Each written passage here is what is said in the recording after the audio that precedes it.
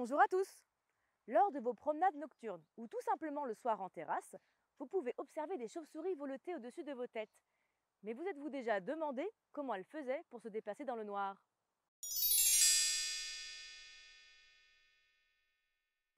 La chauve-souris appartient à l'ordre des chiroptères. En grec ancien, chiro signifie main et ptère aile.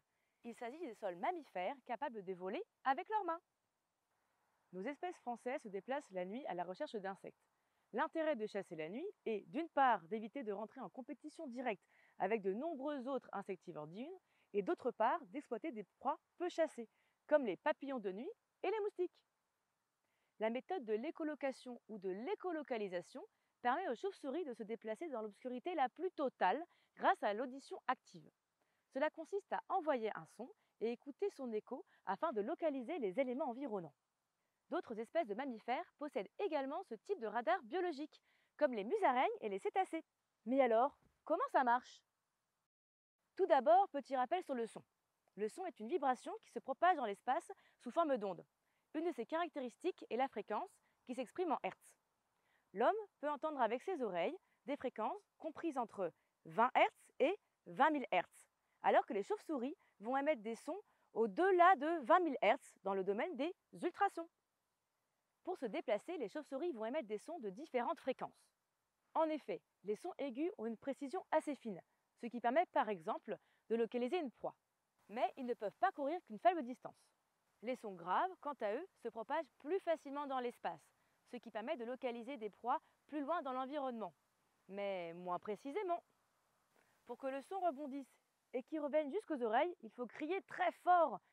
On appelle cela l'intensité sonore, que l'on connaît sous le terme de décibels. Par exemple, la pipistrelle commune va émettre des sons de 120 décibels.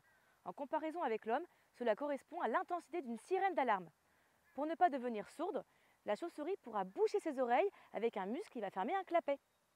Chaque espèce de chauve-souris a élaboré sa propre façon de chasser avec des cris spécifiques composés de plusieurs sons. Ainsi, les spécialistes, les chiroptérologues, peuvent les identifier grâce à l'analyse acoustique. Lorsqu'une chauve-souris repère une proie et commence une attaque, elle va émettre ce que l'on appelle un buzz, des cris aigus très rapprochés pour bien localiser la proie. Une fois l'insecte dans la bouche, la chauve-souris ne pourra plus crier pendant 2 à 3 secondes et sera donc aveugle. Mais il existe des chauves-souris bien plus malines, comme les rhinolophes. Elles ont trouvé une solution pour éviter ce fameux trou noir visuel. Elles crient par le nez grâce à un naseau membraneux pour diriger les sons. Enfin, il existe également les cris de contact, que les chauves-souris vont émettre lorsqu'elles sont en groupe pour communiquer. Étendez l'oreille, car certains de ces cris sont audibles par l'homme.